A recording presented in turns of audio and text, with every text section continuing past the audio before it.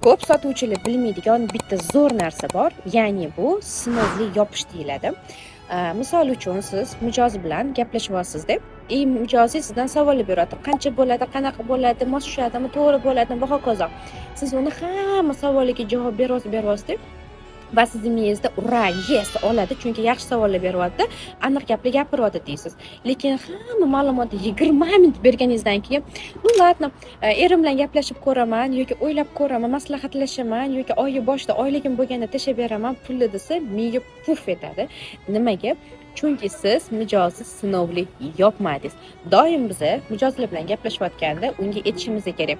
Siz hozir olmoqchimisiz tezlikda yoki hozir bu narsalarni ko'ryapsizmi deyish kerak. Ya'ni o'zingiz unga savol berganingizda hozir olmoqchiman, keyin olmoqchiman, shunga qarab turib unga ma'lumot berish kerak. Agar hozir bo'lsa issig'ida uni yopib, unga bonuslar ham taqdim etsa bo'ladi. Lekin hozir o'ylayapman, lekin olish niyatim bor desa, uni sekinroq tayyorlab borish kerak, chunki u 100% bu mahsulotni olishga hali tayyor bo'lmasligi mumkin.